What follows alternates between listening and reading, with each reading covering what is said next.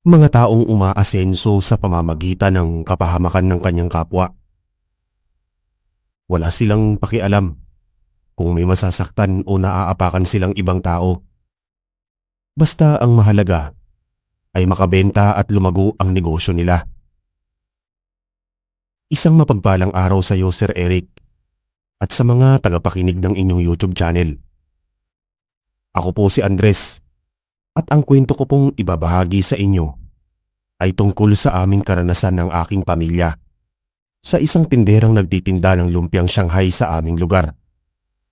Gayon din ang karanasan naming magpinsan nang makilala namin ang isang magandang dalaga. Naganap ito mga ilang dekada na ang nakakalipas. Binata pa ako noon, samantalang ang kapatid kong si Waldo ay nasa ikatlong bahagdan pa sa sekundarya. Hindi ko na lamang po babanggitin ang pangalan ng aming baryo, sapagkat gusto ko pong maprotektahan ang buhay ng mga naninirahan doon. Kilala si Nanay Evelyn sa baryo namin sa kadahilanan na mayroon kaming maliit na tindahan kung saan siya nagtitinda at nagluluto ng pansit, lumpiang gulay at iba pang mga kakanin. Araw-araw siyang nagluluto at katuwang niya kaming magkapatid sa pagbibenta sa mga mamimili sa tuwing nagbabakasyon ako sa aming baryo. O di kaya ay oras ng uwian ni Waldo sa paaralan. Noong mga panahong yun, ay kasagsagan na akong nag-aaral sa kolehiyo sa Maynila. Kaya lang ako nakauwi ay sapagkat bakasyon namin sa pinapasukan kong paaralan. Same break kumbaga. Sa totoo lamang po ay nagtatrabaho bilang OFW ang tatay ko sa ibang bansa at nagpapadala lamang siya sa amin ng pera. Hindi naman kami masyadong kinakapos sa pera. Kaya lang ay mula pagkadalaga ay magluluto na ang nanay ko at kasakasama niya ang magulang niya sa pagninegosyo. Kaya noong makapag-asawa siya ay hindi siya napigilang magtayo ng bagong negosyo na papatok sa aming baryo. At dahil sa kahilingan ni Nanay Evelyn na magkaroon ng sariling tindahan, ay binigyan siya ng pampuhunan ng tatay ko. Gusto rin naman ni Nanay Evelyn ng mapaglilibangan at mapagkakakitaan habang nag-aaral kaming magkapatid. Lumipas ang ilang buwan ay biglang humina ang kita namin sa tindahan at isa-isang umalis ang aming mga suki. Nagtaka kaming mag-iina kung may problema sa mga niluluto naming pagkain. Hanggang sa nabalitaan na lamang naming may bagong tindera na nagngangalang Loretta na galing sa Antique at nakipagsapalaran sa aming baryo upang magtinda ng lumpiang Shanghai. Ayon pa sa ibang mga taong nagkwento sa amin, ay nagtayo ng maliit na tindahan ng naturang ali na katabi ng kanyang maliit na bahay, kung saan araw-araw itong dinarayo ng kanyang maraming suki. Kakaiba daw ang lasa ng lumpiang Shanghai nito, at dahil bago sa panlasa ng ibang mga residente sa aming baryo, ay talagang mas pinaboran nila yon kaysa sa pansit at lumpiang gulay ng nanay ko. Kahit paano ay mayroon pa rin namang matatapat na suki ang aking ina na patuloy na tumatangkilik sa kanyang mga nilulutong pagkain. Kaso ay may mga araw na talagang matumal ang negosyo at halos nalulugi na rin ang aming tindahan. Kaya nakaisip ng ibang paraan si Nanay Evelyn kung paano makakabawi. Minsan inutusan niya akong pumunta sa tindahan ni Aling Loretta para bumili ng lumpiang Shanghai. Hindi na ako nagtanong kung bakit at agad akong tumalima sa kanyang utos. Nagawa ko pang isama ang aking mga kaibigang sina Arturo, Nelia at Obet para naman may kasama ako pagpunta sa tindahan ni Aling Loretta. Sama-sama kaming nagtungo sa tindahan at pagkadating namin ay dinudumog nga ang tindahan ng maraming suki. Medyo nasakta naman ako para sa aking ina. Kita ko ang kasiyahan at kasabikan ng mga mamimili habang naghihintay na mabigyan ng mga kalulutong lumpiang Shanghai. Nakita ko pa ang ilang kumare ng nanay ko, pati mga kaklase ko sa sekundarya. Inabot din kami ng ilang minuto bago kami napagsilbihan ni Aling Loretta. Ngumiti siya sa amin at sa malambing na boses ay tinanong niya kami kung ilan ang bibilhin naming lumpiang Shanghai. Magalang kaming tumugon at sinabi namin sa kanya ang bilang ng aming bibilhing pagkain. At pagkatapos ay naghanda na siya ng paglalagay ng mga lumpiang Shanghai sa loob ng plastik. Pinagmamasdan ko siyang mabuti at sa tansya ko ay nasa 40 na ang kanyang edad. Pero wala akong makitang kasamaan o anumang bahid ng kasungitan sa kanyang muka. Magiliw siya at mahaba ang pasensya. Marahil ay ilan lamang yun sa mga pag-uugaling nagustuhan sa kanya ng mga mamimili. Matapos ang ilang sandali ay napasulyap siya sa akin. Hindi ko alam kung bakit pero mabilis siyang ngumiti sa akin at nakita ko ang bahagyang paniningkit ng kanyang mga mata.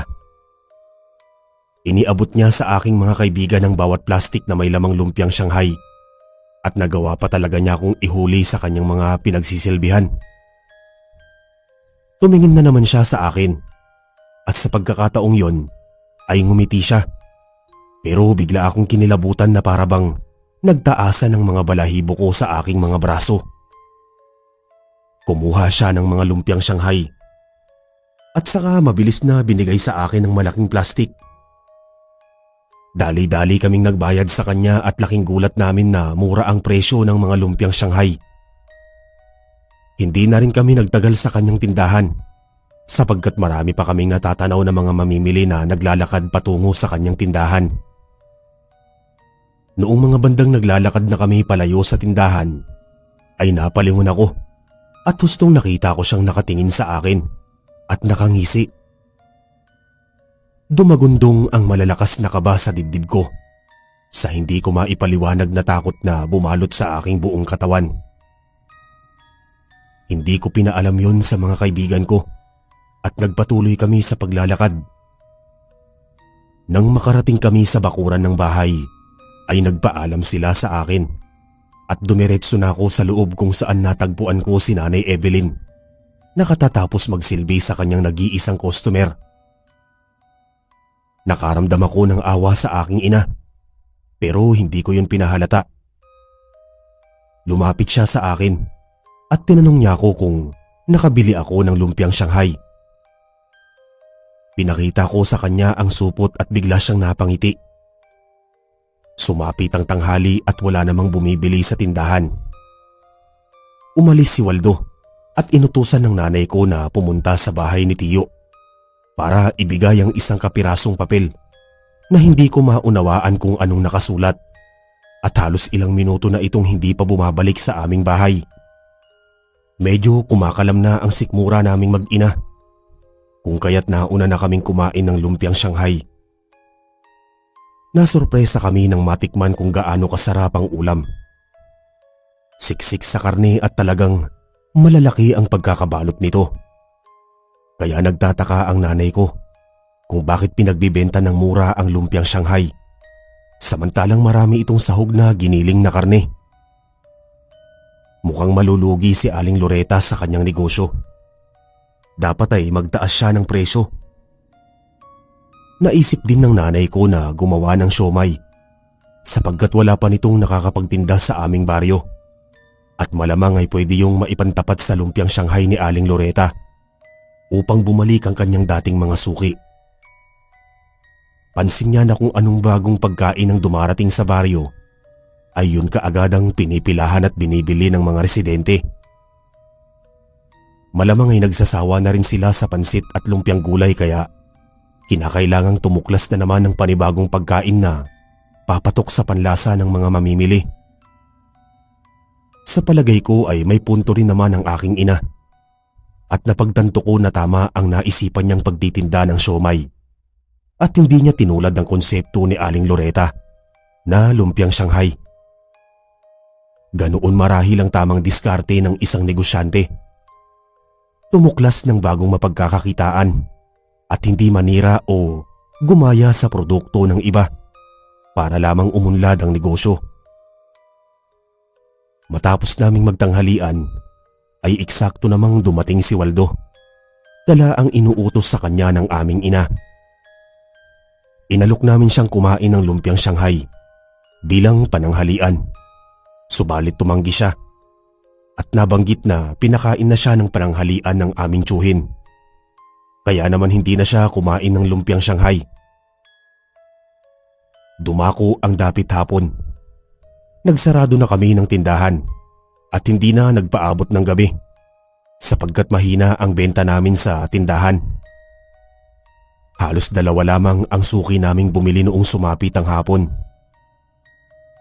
Pagkatapos naming makapagsarado ni Waldo ng tindahan, ay bahagyang sumakit ang aking ulo at namilipit pa ako sa sakit ng tiyan. Inakala ko na simpleng sakit lamang yon, kaya binaliwala ko at naupo ako sa kahoy na upuan sa sala. Pero habang tumatagal ay lalong umiigting ang sakit ng tiyan ko. Kamuntik na akong mapabagsak sa kinauupuan ko. Pakiramdam ko ay tinutusok ng matulis na bagay ang aking tiyan. Narinig ko din si Nanay Evelyn na tinatawag kaming magkapatid. Maya-maya ay lumabas siya ng kwarto at namimilipit din sa sakit ng tiyan. Tumabi siya sa akin sa upuan at napansin ni Waldo na umiitim na ang mga labi naming dalawa. At maputlang maputla na ang aming muka. Tinanong pa niya kay Nanay Evelyn kung kinakailangan pa niya akong humingi ng tulong sa kapitbahay upang madala kami sa ospital sa kabilang bayan. Subalit umiling-iling ang nanay ko at sinabing pumunta siya sa bahay ni Tio Kaloy sapagkat may kaalaman ito sa panggagamot. Tumalima si Waldo at nagmamadaling umalis ng bahay. Medyo nahihilo na ako at pakiramdam ko pa na anumang oras ay pwede akong bumulagta sa sahig at mawalan ng malay. Pero tinibayan ko ang loob ko. Tiniis ko ang sobrang sakit at hinintay ang pagdating ni Tio Kaloy. Hindi ko malaman kung anong klaseng sakit ang dumapo sa aming mag-ina at ganoon katindi ang pinagdaanan namin. Maya-maya ay dumating si Tio Kaloy at siniyasat kaming mabuti. Tinanong niya si Nanay Evelyn kung anong nakain namin sa tanghali at sinabi naman ng nanay ko na lumpiang Shanghai ang ulam namin. Pinagmasdan kaming mabuti ni Tio Kaloy at pagkatapos ay inutusan niya si Waldo na kumuha ng asin at isang basong tubig sa kusina. Pagkatapos ay ihalo ang asin sa tubig. Itinanong ni Waldo kung para saan yon at kung bakit hindi na lang tumawag ang albularyo upang magamot kaming dalawa. Tumugon si Tio Kaloy at nasabing malayo ang bahay ng albularyo.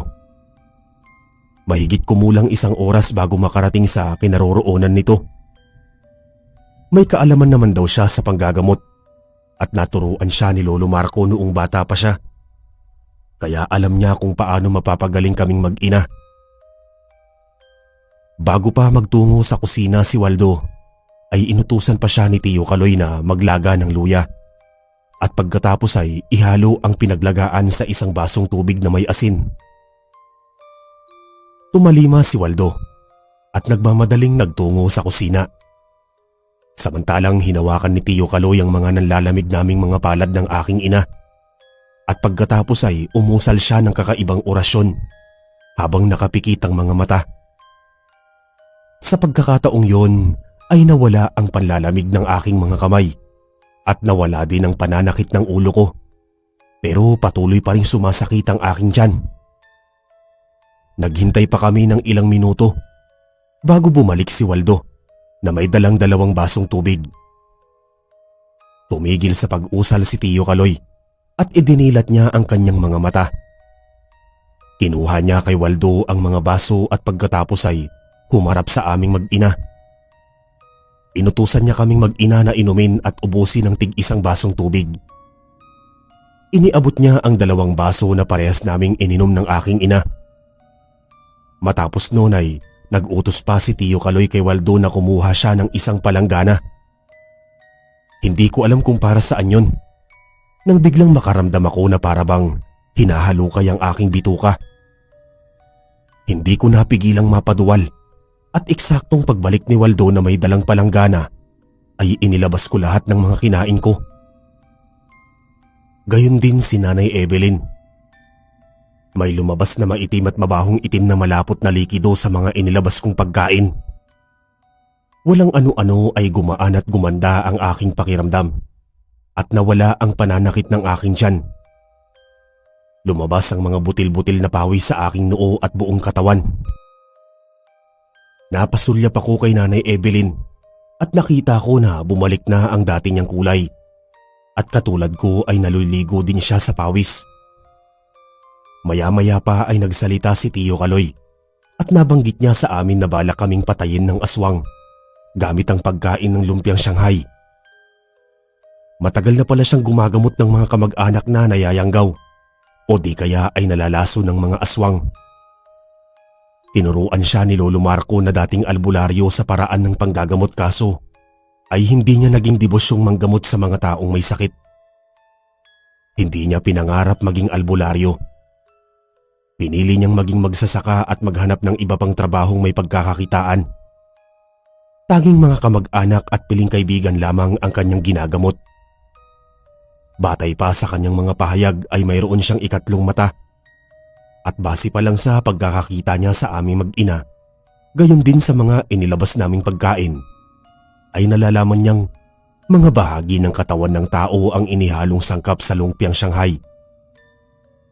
Pinagmasdan namin ang mga inilabas naming mga pagkain sa palanggana at wala namang kaming nakitang kakaiba kung hindi ang maitim at mabahong malapot na likido. Dumagundong ang tinig ni Tio Kaloy at pinaliwanag niya sa amin na ang maitim na likido ay inihalo ng aswang sa pagkain upang patayin ang sino mang makakakain nito. At kung hindi na agapan ay siguradong mamamatay kaming mag-ina. Biglang sumagi sa isip ko ang aking tatlong kaibigan at marahil sila ay nag-aagaw buhay na rin sa mga oras na yon, dulot ng pagkain ng lumpiang Shanghai. Ginusto ko man silang puntahan ay hindi pa kaya ng katawan ko. Suhestyon ni Tio Kaloy na magpahinga na muna kami. At pinayuhan niya si Nanay Evelyn na gumamit ng asin at luya kapag mayroong nalason o nayanggaw sa miyembro ng aming pamilya. Nagpasalamat kami sa tulong ni Tio Kaloy at matapos ang ilang sandali ay nagpaalam na siya sa aming mag-iina. Kinabukasan nakabawi na ako ng lakas at naisipan kong pumunta sa mga bahay ng aking mga kaibigan. Laking gulat ko na malaman na walang nangyaring masama sa kanila. Pero may mga naikwento sila sa akin ng isa pa naming kaibigan na si Renante ay kamuntik na ring mag-agaw buhay sa nagdaang gabi. Kaya pinagamot ito sa albularyo sa kabilang bayan. Mabuti na lamang at pagkadating nito sa bahay ng manggagamot ay may natitira pa itong lakas. Pinaalam ng albularyo sa mga magulang ni Reynante na nilason ito sa pamamagitan ng pagkain at doon ay napag-alaman nila mula sa kwento ni Reynante na madalas itong kumain ng lumpiang Shanghai na binibili sa tindahan ni Aling Loreta. Nagimbal ako sa mga kwento nila sa akin. Naisip ko na hindi lamang naman kami ang nabiktima ni Aling Loreta. Kaso ang malaking palaisipan sa akin ay kung bakit pinipili nito ang kanyang bibiktimahin. Dumako na naman ang tanghali at bago pa mag-alas 12 ay umuwi na ako sa aming bahay. Pagka-uwi ko sa bahay ay inabutan ko si Tio Kaloy na nakaupo sa hapagkainan kasama si Waldo at Nanay Evelyn. Nakita ako ni Nanay Evelyn at niyaya na niya akong sumalo sa pagkain. Mabilis naman akong tumugon at tumabi ako kay Waldo sa upuan. Pagkatapos ay binati ko si Tio Kaloy na mukhang napadaan sa aming bahay.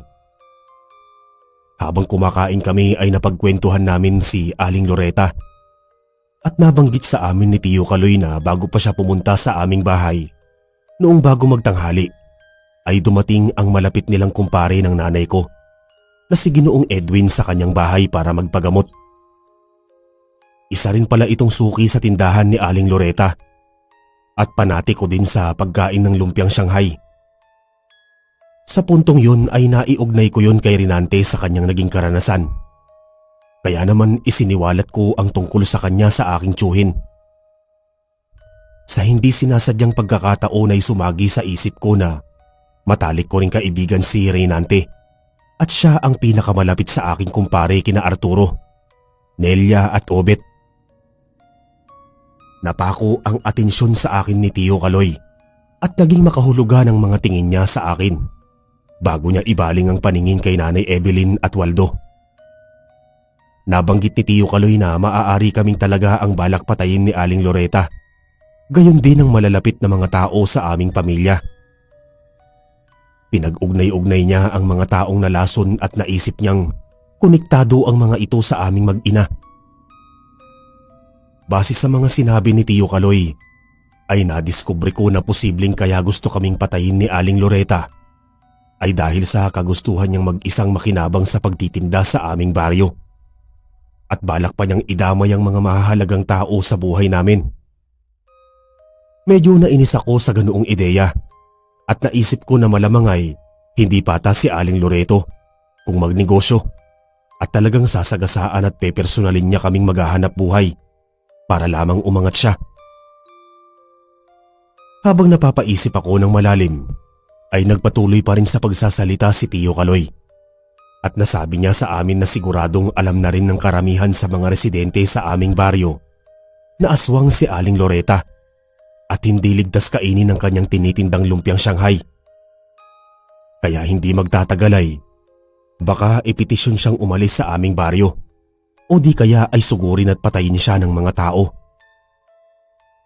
Nangilabot ako sa mga huling sinabi ni Tio Kaloy. Pero hindi imposibleng mangyari yon, sapagkat maraming inosente ang nadamay at napahamak ang mga buhay dahil lamang sa pagkain ng lumpiang Shanghai ng isang aswang. Sa mga sumunod na araw ay nag-umpisang manggawa si Nanay Evelyn ng sarili niyang bersyon ng siomai at unti-unting bumalik ang kanyang mga suki. Hanggang sa isang araw ay nagulat na lamang kami mag-iina noong bumulusok ang mga mamimili sa labas ng aming bahay. Tuwang-tuwa kami at abala kami sa pagsisilbi sa maraming tao. Naubos ang siomai at inabot na kami ng 8:00 ng gabi bago kami nakapagsarado ng tindahan. Pagod na pagod kami sa buong maghapong pagtitinda, pero bawi naman yun sapagkat malaki ang napagbentahan ng siomai kumpara sa lumpiang gulay at pansit. Nabuhay na muli at lumakas ang aming negosyo. Kinabukasan marami pa rin kaming mamimili ng siomai. Dumating ang aking mga kaibigang sina Reynante, Arturo, Nelia at Obet. Saka sila nakipagkwentuhan sa akin habang nagsisilbi kami nila Waldo at Nanay Evelyn sa mga mamimili. Nalaman namin sa kanila na di umano ay nanugod ang ilang residente sa bahay ni Aling Loretta at nagulat sila noong matagpo ang nakasarado ang bahay at tindahan nito. Sumigaw sa labas ng bahay ang mga tao at nagpumilit makapasok sa loob ng tindahan at bahay. Subalit na pagtanto nila na mukhang umalis si Aling Loretta. Naisip nila na marahil ay nag-alsa balutan sila Aling Loretta at malamang ay natakot na ito sapagkat marami nang nakakaalam na isa siyang aswang. Kaya para mailigtas ang kanyang sarili ay minabuti na lamang niyang lumayo at lumisan sa aming baryo. Galit na galit pa rin ang mga residente kay Aling Loretta at kapag bumalik ang tendera ay hindi sila magdadalawang isip na patayin ito bilang ganti sa nagawa nitong kasalanan. Naging hudyat ng pag-alis ni Aling Loretta ang pagsisimula ng aming lumalagong negosyo. Bagamat may mga umusbong din na ibang kainan at karinderya sa baryo, ay mas tinangkilik pa rin ng mga tao ang aming siomai, pansit at lumpiang gulay.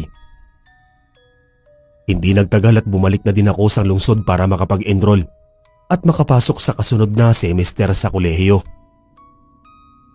Nag-focus ako sa pag-aaral at eksaktong noong nakapagbakasyon akong muli sa aming baryo at dumating ang tatay ko galing sa abroad.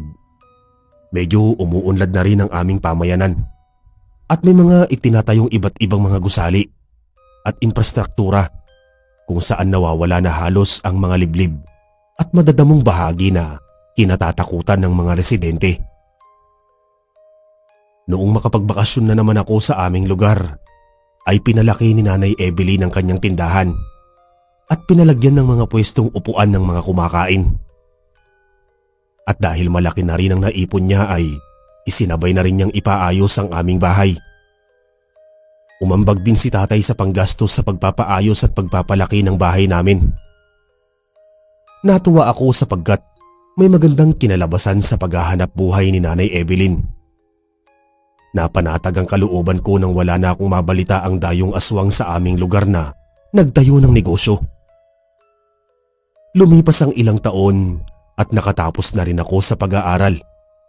Pero hindi na muna ako agad-agad na naghanap ng trabaho at bumakasyon na muna ako ng isang buwan sa amin para matulungan sa negosyo si Nanay Evelyn. Sapagkat bumalik sa abroad ang tatay ko at nagsisimula sa pag-aaral sa kolehiyo si Waldo. At paminsan-minsan lamang siya kung umuwi. Mabuti na lamang at dumating si Tia Edith na kapatid ni Nanay Evelyn. At noong mga panahong yon ay siya ang madalas na nakakasama ng nanay ko sa pagtitinda. Tulong-tulong kami sa araw-araw na pagbibenta sa mga suki namin ng siomay, pansit at lumpiang gulay. At nadagdagan pa yun ng mami at sisig. Hindi nagtagal ay nasurpresa kami noong dumating si Pablo na kapinsanan ko sa parte ng aking ama. Ibinunyag niya sa amin na tumakas siya sa mismong araw ng kasal niya sapagkat nalaman niyang buntis ang kanyang kasintahan at hindi siya mismo ang nakabuntis dito. Niloko pala siya nito sapagkat mayroon pala itong nakatagong nobyo na matagal na nitong nililihim sa kanya. Nalaman lamang niya ang lahat sa isang kaibigang nakadiskubre ng pagtataksil ng kanyang nobya. Walang nalalaman ng mga magulang niya, pati magulang ng babae, ukol sa panluloko ng kanyang kasintahan. Kaya imbis na makipaghiwalay ay nagawa niyang takasan ng kasal at wala na siyang pakialam kung magalit sa kanya ang mga magulang niya, pati ang mga magulang ng babae, pati na rin ang kasintahan niya. Masyado siyang nasaktan. At hindi niya alam kung paano mapapatawad ang kanyang nobya sa ginawa nitong pagsisinungaling sa kanya. Sa puntong yun ay humingi siya ng tulong sa amin para makapagtago siya at makalayo sapagkat nararamdaman niya na may posibilidad na masundan siya ng kanyang mga magulang at magulang ng babae. Pinayuhan siya ni Tia Edith na harapin ang mga ito at maging matapang na isiwalat ang katotohanan kung bakit umatras siya sa pagpapakasal. Subalit hindi pa handa si Pablo para makita silang lahat. Nagdesisyon ng nanay ko na pagbakasyonin na muna kami ni Pablo sa Leyte, kung saan matatagpuan si Tio Fredo na kanyang kapatid. Alam ko kung paano pumunta sa lugar na yon, sapagkat isinasama kaming magkapatid ng nanay namin noong mga bata pa kami sa bahay ng pamilya ng aming tiyuhin para magbakasyon. Nagtungo ang nanay ko sa tindahan ni Aling Susana na noon ay mayroong telepono sa loob ng kanyang tindahan. Tumawag siya kay Tio Fredo at humingi ng permiso kung maaari kaming magbakasyong magpinsan sa loob ng ilang linggo. Pumayag naman ito at susunduin na lamang kami sa takdang araw na makarating kami sa Leyte. Gumayak kaming magpinsan sa kasunod na araw at pagkatapos ay umalis kami sa ikatlong araw. Napakalayo ng aming biyahe at inabot pa kami ng isang araw bago nakarating sa Leyte. Noong makarating kami sa barangay ni Tio Fredo ay halos magtatakip silim na at nagulat kami ni Pablo na makita na sinundo kami sa bukana ni Tio Fredo. Saka kami sumakay sa tricycle. Medyo malayo sa bayan ng kanyang bahay at malapit pa sa may bahaging kakahuyan. Pero mukha namang ligtas kami sa lugar na yon. At marami naman siyang kapitbahay. Pagkababa namin ay namangha kami sa malawak na taniman ng luya sa bakuran ng kanyang bahay. Pumasok kami sa loob ng bahay at sumalubong sa amin ang kanyang asawang si Tia Guadencia, pati ang dalaga kong kapinsang si Esther. Ipinakilala ko sa kanila si Pablo na pamangkin ng aking ama at pagkatapos ay inanyayahan na nila kaming maghapunan sapagkat gabi na rin kaming nakarating noon at talagang kumakalam na din ang aming mga sikmura. Magkakasabay kaming kumain at napuno kami ng balitaan at kwentuhan, lalo na sa pag-aaral ko sa kolehiyo at pagtigil ko na muna sa pag-a-apply ng trabaho. Noong mapadako ang usapan sa dahilan ng aming pagbabakasyon ay hindi na nakapaglihim si Pablo at pinagtapat niya ang buong pangyayari. Nagulat ang mag-anak at tinimbang ni Tio Fredo ang sitwasyon ni Pablo. Sinabihan niya ito na mali na tinakasan na lamang nito ng basta-basta ang kanyang kasal at may mali rin ang kanyang kasintahan. Pero hindi niya masisisi si Pablo sapagkat iniputan siya sa ulo ng kanyang minamahal.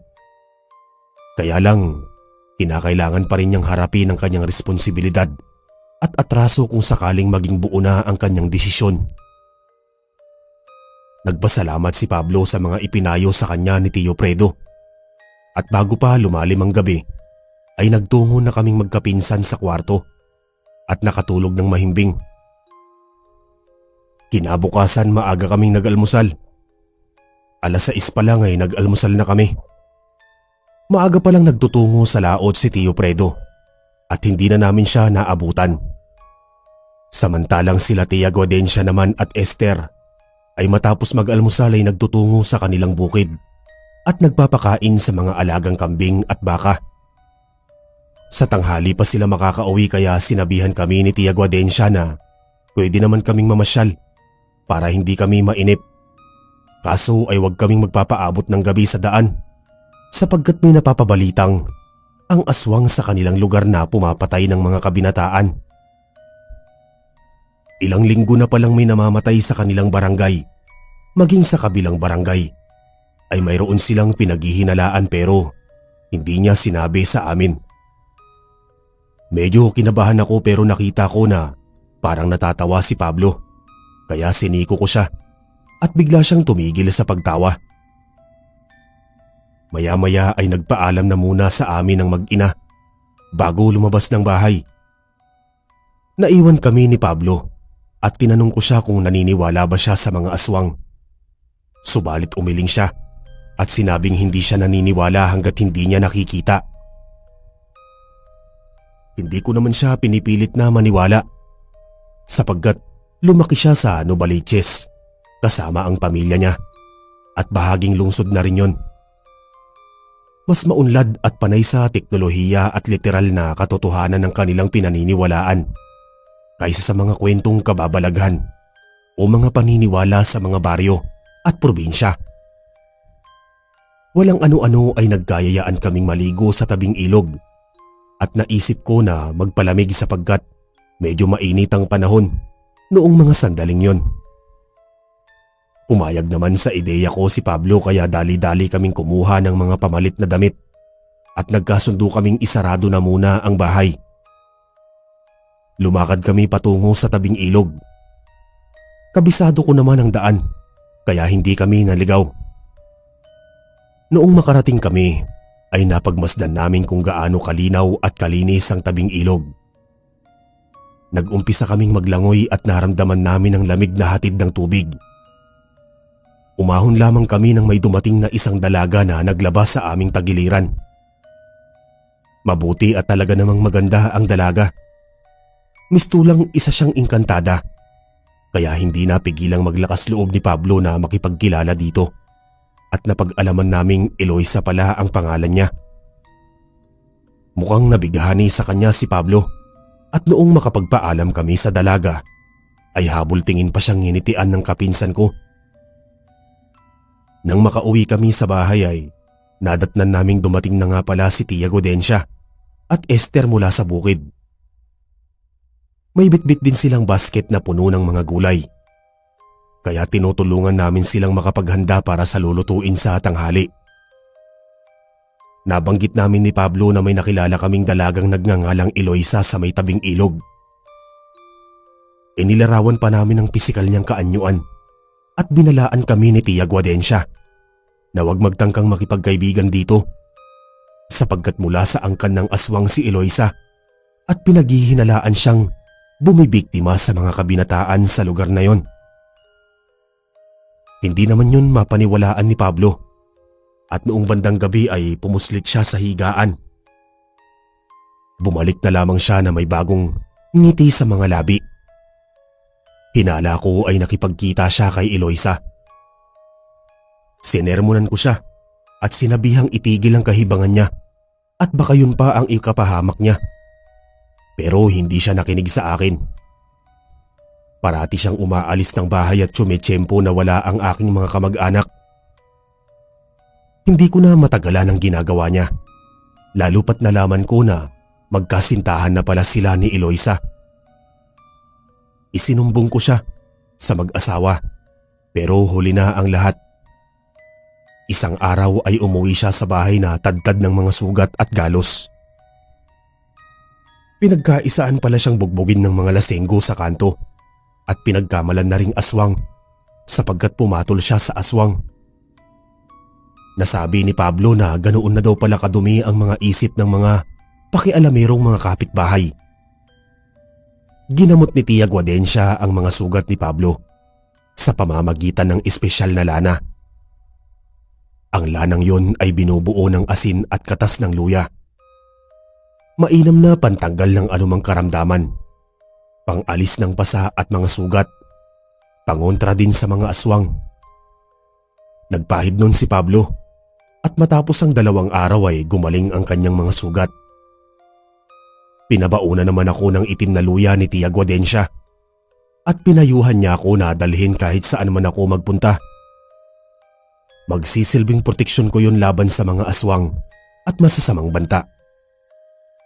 Sinermonan si Pablo ng isang katutak ng mag-asawa ukol sa paglayo kay Eloisa. Kaso ay talagang matigas ang kanyang ulo. Isang gabi ay pumuslit na naman siya sa kwarto at sa pagkakataong yun ay sinundan ko na siya. Hinabol ko siya sa labas ng bahay at pinilit na bumalik. Pero buo na ang desisyon niyang magtungo sa bahay ni Eloisa at magpakilala sa pamilya nito. Talagang nabilog na rin ng dalaga ang isip ng kapinsan ko. Sumama ako sa kanya upang maprotektahan siya sa anumang pwedeng mangyari. Napakalayo ng bahay ni Eloisa.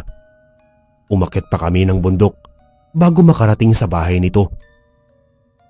Liblib at mapuno ang daan.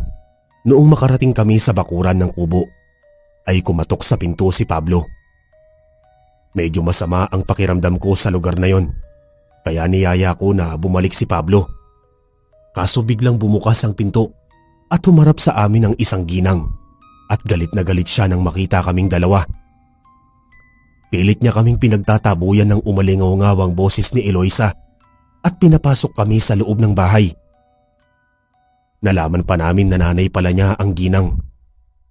Medyo lumuluha pa si Eloisa na lumapit kay Pablo at humingi siya ng tawad sa aming dalawa sapagkat nagsinungaling siya at hindi kaagad pinagtapat na isa siyang aswang.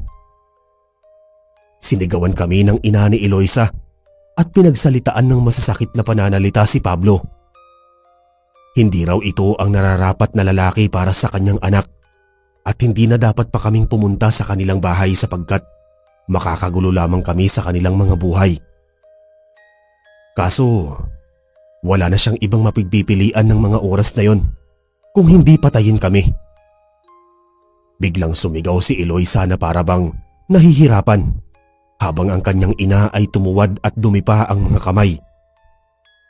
Nataranta at natakot kami sa aming mga nakita. Tinubuan ng malalagong buhok ang ina ni Eloisa. Pagkatapos ay nagkaroon siya ng matatalas at malalaking mga pangil. Pumula ang mga mata at bumangis ang anyo. Naghanap kami ng mapagtataguan subalit biglang may humampas sa aming mga ulo at hindi na namin alam ang kasunod na nangyari. Pagkamulat namin ng mga mata ay nakita namin ang aming mga sarili na nakatali ang mga kamay sa isang malaking kama at nakaharap kami sa mag-inang aswang.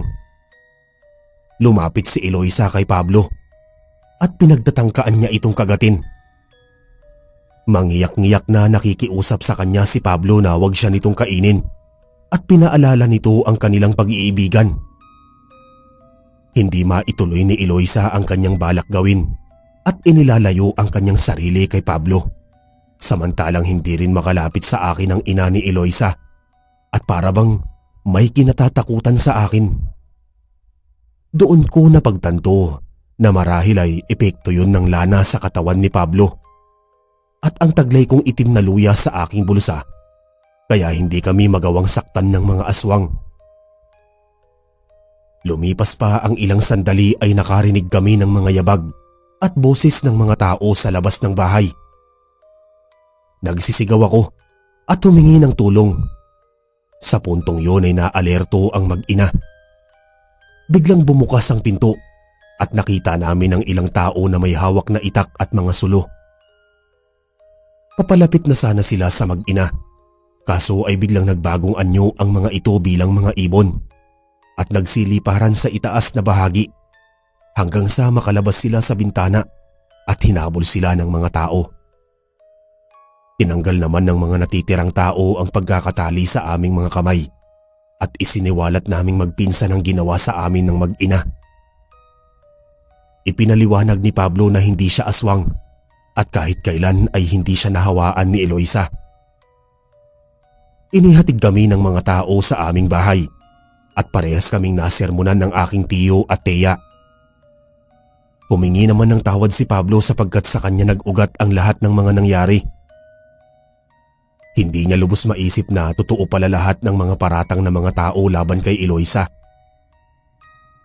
Nagkamali na naman siya sa ikalawang pagkakataon sa kanyang mga desisyon at talagang pinagsisisihan niya yon. Pinatawad siya ng mag-asawa pero binalaan na wag na muling iibig sa babaeng hindi niya alam ang buong pagkatao.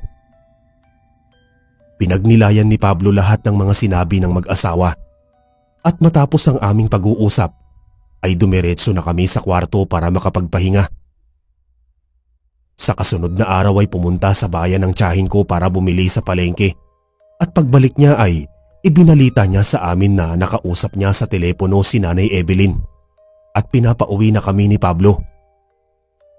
Marahil ay ligtas na ring nakabalik si Pablo kaya naman sa kinabukasan ay nagpaalam at nagpasalamat kami sa aking mga kamag-anak. Pinabaunan kami ni Tia Guadencia ng mga itim na luya. Saka kami bumiyahe. Noong makauwi kami ni Pablo, ay nagdesisyon na rin siyang bumalik sa kanyang pamilya sa Novaliches at humingi ng tawad sa lahat ng mga taong nasaktan niya noong araw ng kanyang kasal. Humanga kami sa katapangan ni Pablo, kaya hinayaan din namin siyang makaalis. Nagpatuloy ang pagtulong ko sa tindahan ng aking ina at hindi nagtagal ay naisipan kong tawagan si Pablo upang kumustahin ang kanyang kalagayan. Nakitawag ako at nakausap ko siya ng masinsinan. Ipinabatid niya sa akin na nagkapatawaran na sila ng kanyang pamilya at gayon din ng pamilya ng kanyang kasintahan, lalong-lalo na rin ng kanyang nobya.